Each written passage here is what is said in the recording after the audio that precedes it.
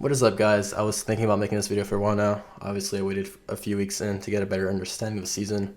I want to give you guys the best information I can give you, both for high elo and both for low elo. I wanted to find out what was good, what was not so good, what was broken, what's getting nerfed, etc. I had to keep everything into consideration, and yeah, I hope this video helps you guys out. If you do like this kind of content, please leave a thumbs up, subscribe, and for future educational purposes. Love you guys, have a nice day, and hope this helps you out. So in the lower elo tier list, I decided to go with champions that you could focus on if you're below diamond. These champions are easier to play, require less skill, and are just overall more effective than the higher skill cap junglers in the elo that you're playing in. So there's like no point playing Kha'Zix or Nidalee in this elo because I feel like they depend too much on your teammates, and if you're not very mechanically gifted or understand pathing and enemy jungle pathing, then you won't be able to abuse the enemies. So these champions should cover that aspect and allow you to win more consistently rather than having to depend on your own teammates. So in the highest tier list of S, we have champions that are extremely tanky and have really high base damage. So 2 press the attack junglers and 2 aftershock junglers. I'm going to explain the buffs after. But the first champion we have is Warwick. Warwick's a champion I've always been I've been really confused with how good he is in lower MMRs, but I've had not much success with him this season. I know a lot of people have had success with him, but the thing is he's really buggy. His Q glitches a lot, his R glitches a lot, but aside from that, he's still the highest win rate jungler as far as I'm concerned. So he just pretty much offers everything you need. I've gone over this several times in my other videos, but counter ganking amazing, team fighting if you're behind, just go full tank, build CDR, press E, you're pretty much a monster tank. And if your team's ahead, that's what you don't want to look for. Issue is if you're ever in a 1v9 situation where all your teammates are behind, then you might have some trouble carrying. So he has weaknesses, he has strengths, but in lower MMRs, I doubt people know how to abuse that. So that's our first champion for the S tier. So the second press the attack jungler we have in the S tier is Shyvana, a champion I'm really fond of. I do really well with her all the time, but it just goes to show you have to understand the jungle matchup. So you always have to have good track of the enemy jungler. If it's a jungler that doesn't do Raptors or Krugs, and you want to counter jungle those, you have to always have the edge on Shyvana because you're going to most likely just be farming until you're level 6 and just looking for early dragons. So if you see the enemy jungler top, your bot lane, mid lane have pressure, then you can, look for a dragon play, look for counter jungling. Just be careful before you're 6 because if you get caught out, there's a chance you can die with your W or flash down. But other than that, high base damage, very tanky, utilizes objectives for extra armor and MR. So she's just probably the perfect champion against all squishies and all tanks, because of her percent hull damage as well. The next jungler in S tier we have for low elo is Sejuani. So I've been experimenting whether or not to take Fleet Footwork or Aftershock. After the nerfs to Gragas in the precision tree, I think it's just overall better to go with Aftershock if you're lower elo, and therefore taking Precision as your secondary tree, just for the extra attack speed. They changed how the rune trees work, but yeah, anyways. Aftershock buff is really good, so if you understand how to be a frontliner from early to mid game, you'll be the tank you want to be for your team. So you just have to make sure to be the front line, and therefore you will more consistently win, in my opinion. She's just one of the best duelists. Level 3, she'll have way more armor, just less damage, and she's a CC bot, and she does some health percent damage too, so her ganks are good, her dives are good, etc. She's a great champion. The next champion we have in the S tier is Rammus. Same thing as Sejuani, just a bit more kiteable and less range. So also if you're against champions that have shields and heals and like a lot of PL disengage like Janna, Lulu, you might have trouble actually closing the gap. But for the most part, people don't really play those champions in lower MMR, so you'll have no problem. His ganks are really good. Typically just max Q into E or E into Q depending on how often you want to gank. But yeah, he's really straightforward champion. Your teammates should be able to follow up. They understand what Rammus does, so if you lead in with a taunt, most likely you can always have a free first blood if you know how to Q flash into taunt.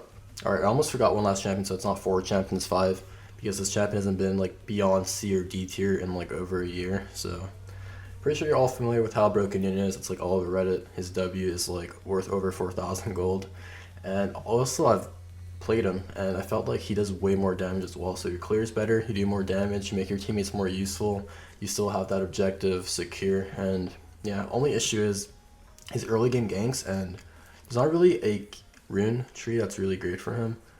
People have been going like Unsealed Spellbook, Guardian got nerfed though. I think Grasp is overall the best one if you're new to him. I tried Glacial Augment, it wasn't that great. Doesn't make much of a difference. If you're ever in like melee range, you're just gonna eat, right? So you have to slow either way. But yeah, look for a guide on that, and we'll figure out what tree is the best to do with Nunu. Overall, he's just perfect champion in low MMR. Alright, so starting off the A tier, we have Skarner. Skarner has received a lot of buffs. He's also a champion I've seen Dominate do really well with on stream. I mean, obviously Dominate plays in like Diamond, but for the most part, his recent buffs have made him pretty killer. I haven't still played him, but I think he's in a good spot from what I've seen. He's obviously not as great as like, Sejuani or Rammus as far as being a tank, but he's still useful and valuable. When you get the Flage ults off on people with no QSS, he can single-handedly win team fights, but then again, you pick Sejuani, you do the same thing, right? Or you pick Rammus and just get a flank off. The next champion we have in the A tier may come as a surprise to most because a lot of people have been asking me, where is this champion in your tier list? But now he's actually in a good spot, so that champion is Jax. With the exception of going, full glass cannon, you can now go like Titanic, Cinder Hulk, and just be a monster. He has really high base damage, he's a really strong duelist. Just the only issue is understanding what your main goal as Jax in team fights. He can also counter auto attack team comps, so people that rely on auto attacking, Jax's E just reduces that, also AoE damage. But for the most part, really easy champion to play, really strong, and in a good spot right now. So I'm going to start playing him some more, give you guys some updates, and maybe make a guide on him. The last champion we have in the A tier is really similar to Jax. Same playstyle, less effective in my opinion, but overall just way easier to play, and that champion is Xin Zhao. After the minor nerfs he got to his early game, his reduced base health and damage on W. He's a bit less tankier, but overall he's pretty much the same champion if you know how to play him. He's really easy to play. The issue is once you go in, you can't really get out. So Jax might have some extra reliable escapes with his E lower cooldown, his leap on lower cooldown as well, once he has a few points in it, but for the most part, Xin Zhao is strong duelist, good ganks, but once you're in, remember you can't go out, so use your audacious charge effectively. In the B tier, we have Udyr, Shaco, Zac, Kayn, and Vi. So overall, all these champions are really easy to play, but for the most part, all the champs in the above tiers are just better versions of them. So Udyr, extremely kiteable, extremely peelable. If you're against a Janna as Udyr, I'd say just you're kind of doomed in the long run. So there's a lot of champions that can hard counter these champions, which makes them really less viable and less consistent compared to the champions in the above tiers. They can work, obviously, for sure. They can probably win some games on their own, but for the most part, I don't see them being more consistent than the champs in the S tier or the A tier. In the C tier, we have Amumu, Wukong, Gragas, Rengar, Hecarim, similar to the above tier. They have better options, but they're worse than the option in the B tier, if that makes sense. So Gragas, worst version of Zac, Shyvana, Sejuani, Rammus. Wukong's like a worse version of, Kayn or Vi, etc. Hecarim, still weak early game. They buffed Runic Ekko, so I don't know if Runic Ekko is going to be a viable option on him just for the extra mana. Rengar's Q got reverted, still doesn't matter. He's still useless without his ultimate. Amumu, terrible early game. He has decent clear, I guess. He's an okay tank, but if you miss your Q, you're pretty much worthless. And there's champions like Shyvana, Sejuani, where you don't have to do a skill shot for the most part. Unless you're Smithy or me and you miss your ultimate on Sejuani. It's really hard to miss. The width is just too big compared to Mumu's Q. And finally, for the D tier, we have Graves, Olaf, Volibear, Fiddlesticks. So these are like the best of the worst.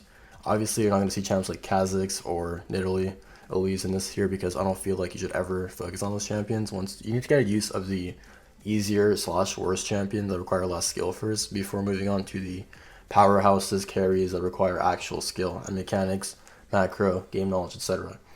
So Graves is it's pretty easy, but he's also pretty bad.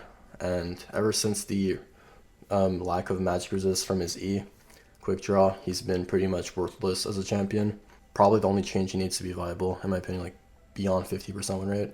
Olaf hasn't been good since season 6. Volibear is a good tank if you don't know how to play, but again, way better tanks and on this list. And he can't go Aftershock, so he's that much less tankier in the early game. No one gets armor MR, but he gets his passive, so I guess that's good, but no Aftershock, no play, pretty much. Fiddlesticks has never been good. And now for the higher elo tier list, I know it's really early season. I'd still say do not play these champions unless you're above D3, D2, most likely. And you should just focus on the lower elo tier champions I listed in the other section. But without further ado, we'll begin right now. The first champion we have in the S tier for the higher elo tier list is Kha'Zix. So although Kha'Zix may have received nerfs for his R evolve, I was having a lot of success with the Q evolve, the old school evolve, going QWE, or just QEW if you're snowballed. He's still one of the best duelists. He just requires a bit more skill. That's why he's in this tier list rather than other one. And you have to understand your limits. You have to understand when you can go in, when you can get out. Just the timing is really impeccably important, and therefore that's why he's in this tier list. He's also just really good at doing objectives, melting squish. He's also melting isolated tanks. So for that reason, he's in the S tier list.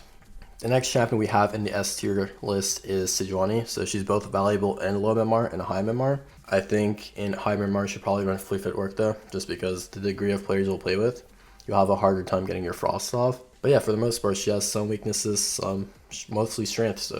So she just picks up all her team fights, like Nidalee.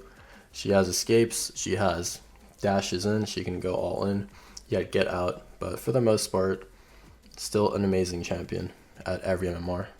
The next champion we have also in the low MMR tier list is Shyvana.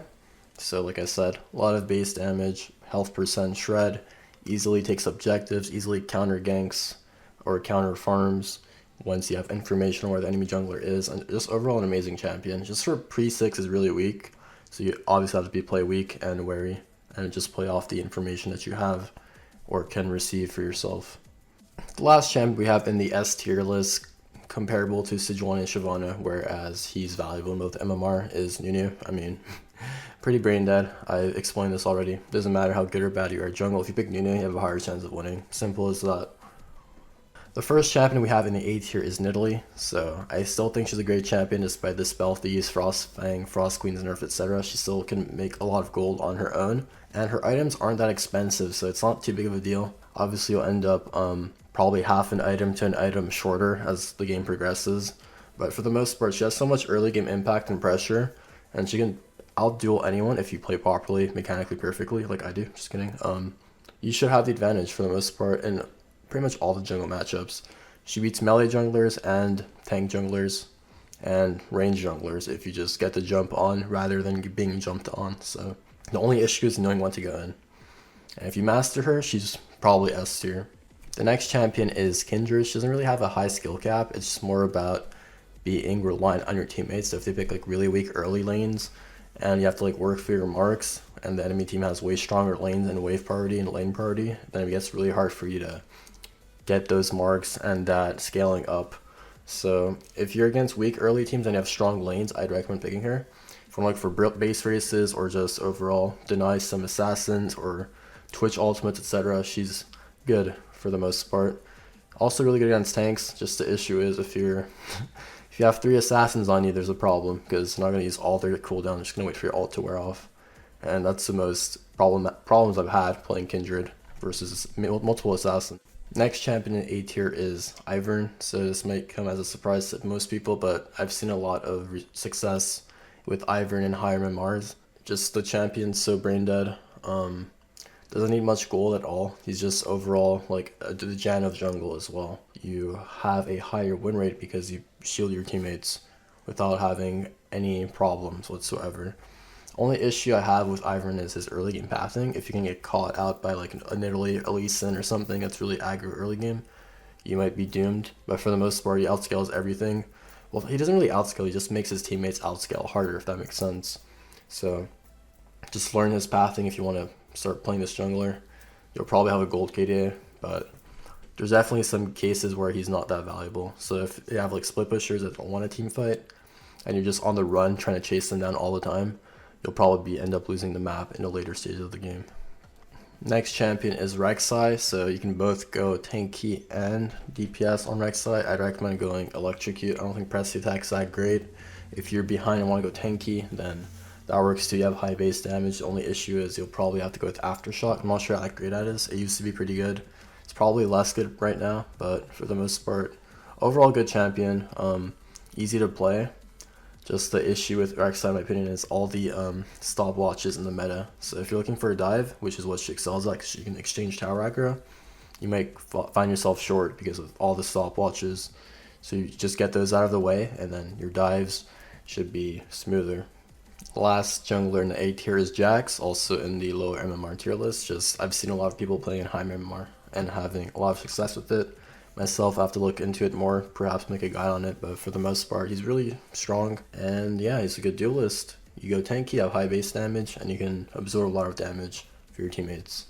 In the B tier list, we have basically champions from Korea that would be rejected here, that are way less effective because in Korea, they value lane ganks, lane power, it's jungle matchups, lane matchups, etc. So champs like Camille, Elise, Xin, these champions are all really valuable in Korea, but in NA, obviously less valuable. Your laners are weaker.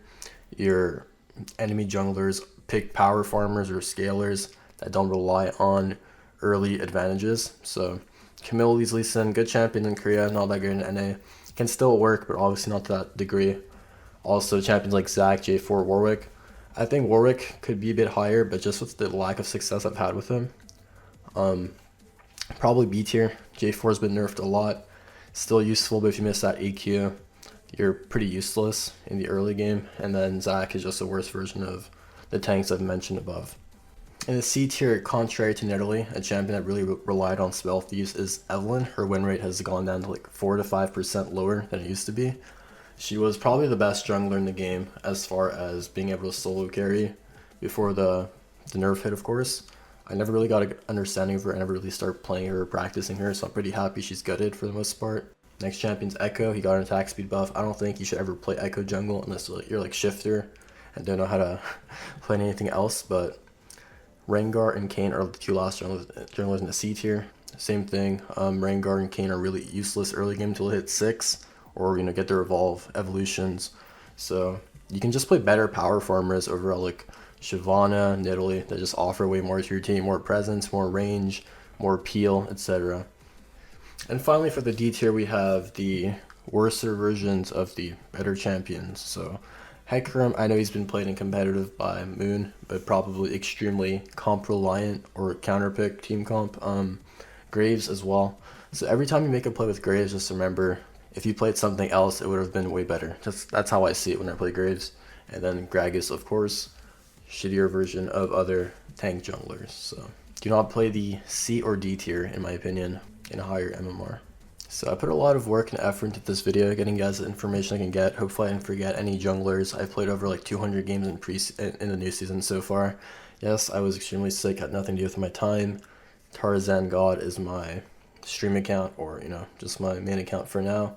I'm gonna look for a later season climb, hopefully grab rank 1, and then we'll go from there. Hopefully this video helps you guys out. I know I've said that before, but a like and a subscribe can go a long way, guys. I really appreciate it.